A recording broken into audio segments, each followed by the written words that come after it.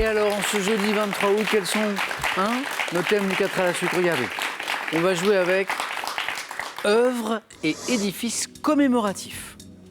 Les sportives américaines. Bon, là, on parle de sport, on ne parle pas de voiture, je précise quand même. Mesure de volume et de capacité. Intéressant, ça.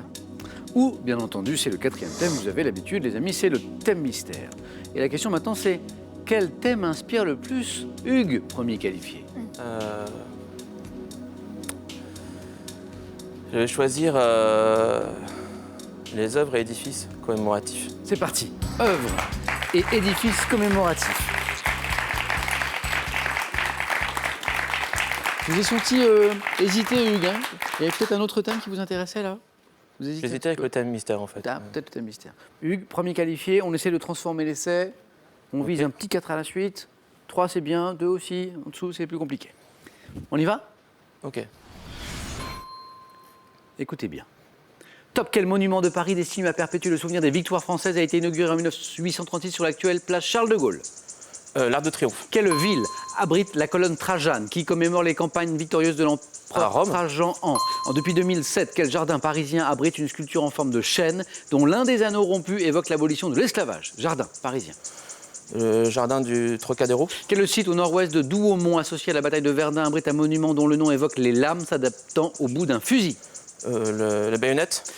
Quel groupe sculpté par Rodin célèbre l'héroïsme de 6 notables calaisiens qui ont offert leur vie en 1300? Les bourgeois de Calais. Sur quelle place du centre de Londres a-t-on installé une colonne surmontée de la... Trafalgar. Vous l'aviez. C'est Trafalgar, mais pas de regret, c'était un 2e point. Vous l'aviez déjà. Trafalgar Square, pour être précis. 2 points, c'est bien, Hugues. Les bourgeois de Calais.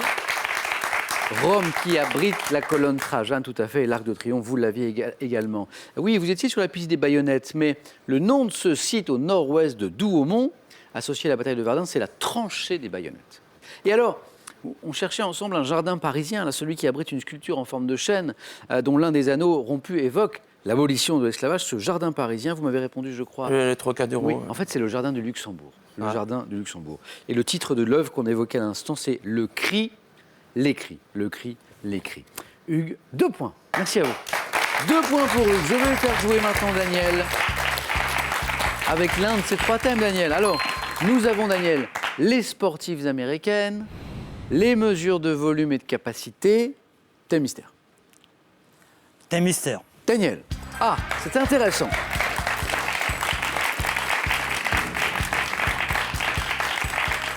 C'est intéressant parce que Hugues y songeait, donc Hugues va pouvoir voir si... Je voulais le prendre.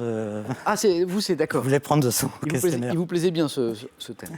Daniel, les animaux, ça va, les animaux? Oui. Oui. Ouais. Les animaux à carapace, Oui. ça va? Ah, Ouais. bon. Plutôt une bonne pioche. Daniel, grand marcheur, on en a parlé. Puis alors un peu casse-cou aussi, parce que vous avez fait On m'a offert un baptême de l'air un Parapente. baptême de parapente. Ça, c'est quelque chose. Ah oui, oui. Alors le parapente, on s'élance On fait 3-4 pas. sur une pente comme ça. Oui, puis hop, on est dans le vide, mais c'est très très bien. Hein. Alors pour un baptême, on est 2 en général, c'est ça? Oui, oui, Hein, oui. il y a le pilote. Et alors on peut monter très très très haut. La première fois, ça suffit. Ouais, Il m'a laissé piloter Oui. un peu. Vous n'êtes pas monté trop haut? Non, il ne faut pas bouger de beaucoup. Hein. Parce que notamment avec les courants ascendants, on peut aller très très oui. haut. Vous n'avez pas le vertige, vous, Daniel? Non. Daniel, on va jouer maintenant. Alors c'est beaucoup moins.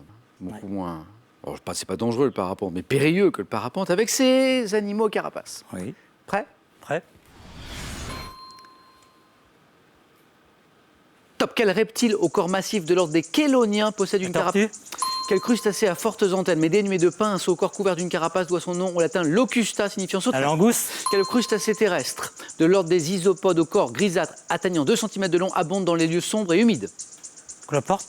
Quel crustacé décapode, voisin des langoustes, vivant sur les fonds argileux de la Méditerranée, est aussi appelé silare ou silure? Crustacé. Voisin des langoustes. Je passe. Quel arachnide des régions chaudes à l'abdomen terminé par un aiguillon? Quel grand crustacé décapode à fortes pinces, vivant dans les eaux froides et tempérées et de couleur bleue pour l'espèce européenne? Quel mille-pattes des régions méditerranéennes à la morsure douloureuse? Vous m'avez dit? Scolopendre. Est encore une bonne réponse. Alors là, Daniel, bravo. C'est mieux. c'est mieux que 3. Ouais. C'est 6 bonnes réponses. 2 fois 3. Félicitations. La seule qui vous a manqué, c'est ce crustacé décapote voisin des langoustes, vivant sur les fonds argileux de la Méditerranée, aussi appelé silard ou silure.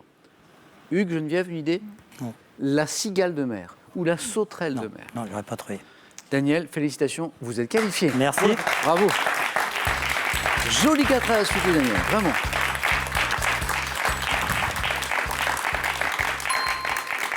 Geneviève, je vais vous faire jouer avec l'un de ces 2 thèmes. Les sportives américaines ou les mesures de volume et de capacité. Je vais prendre les mesures de volume et de capacité. Parfait. Venez, Geneviève.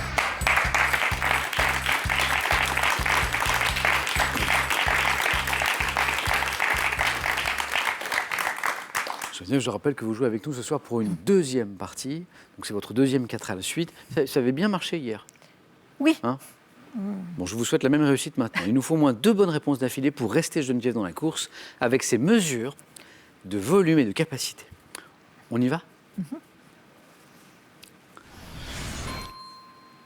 Top, quelle mesure de capacité valant un peu moins de 160 litres est utilisée dans le commerce du pétrole? Le baril. Quelle unité de mesure de capacité valant 0,568 litres en Grande-Bretagne est utilisée pour Une servir la pinte. bière? Une pinte. Par quel terme synonyme de fût ou futaille désigne-t-on le tonneau dont la capacité avoisine les 225 litres dans la région de Bordeaux?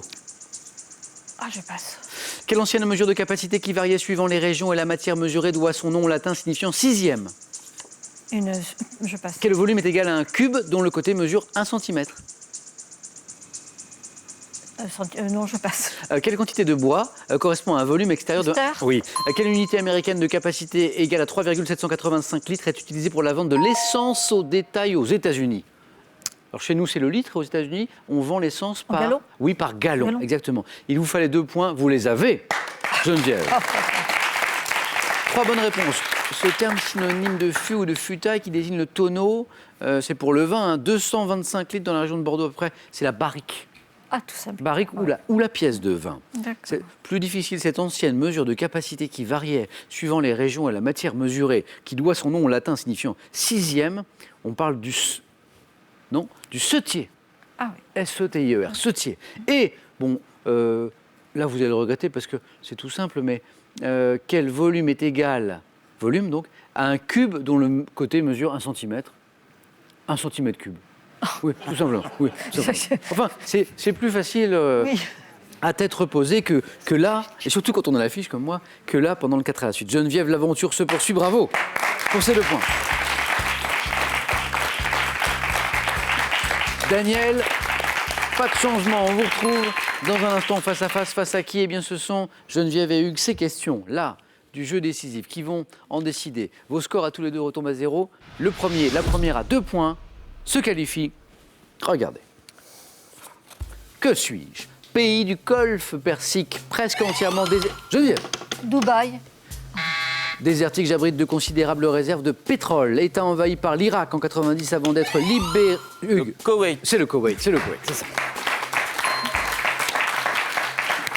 Un premier point pour Hugues et voici une 2e question. Geneviève, Hugues, regardez. Qui suis-je? Écrivain anglais, né en Inde en 1903, engagé dans la police en Hugues, Rudyard Kipling. pas Kipling. Dans la police en Birmanie, de retour en Europe, je publie dans La Dèche à Paris et à Londres et des romans satiriques comme La ferme des animaux, auteur de 1984. Orwell. Orwell. Ah. En 1984, La ferme des animaux, Orwell. Et là, avant la finale, une petite finale, tout peut se jouer sur cette question entre Geneviève et Hugues. Regardez. Que suis-je? Plante ornementale à racines tuberculeuses. Je donne tout l'été de grosses fleurs simples ou doubles aux couleurs variées. Plante aux fins pétales très fournies. Devant mon nom au botaniste suédois, Dahl. Hugues. Le dahlia. Le dahlia. Oui. Ah, bravo. Alors là, c'est la rapidité, bien sûr. Dahlia. Un grand merci, Geneviève, pour ces 2 participations. Encore bravo. Bon retour à Sommières-Duclin. Et Geneviève, ce cadeau est pour vous. Mesbagages.com, site internet de vente en ligne de bagages, vous offre cette valise tendance et élégante, accompagnée de son vanity case assorti. Amateur de barbecue et de plancha, ces ouvrages sont faits pour vous. En plus de la Bible du barbecue, voici plus de 500 recettes originales et savoureuses pour pouvoir profiter pleinement des beaux jours. Avant le face-à-face qui s'annonce là, nouvelle chance pour vous à la maison de gagner 15 000 €. J'ai une nouvelle question pour vous. Je vous préviens, je tiens à vous prévenir. C'est vraiment à réserver aux spécialistes de l'univers de James Bond. Vous allez comprendre pourquoi. Quel est le matricule de l'agent secret James Bond? Ah, c'est pas facile. 1002 ou 2007. Je vous avais prévenu.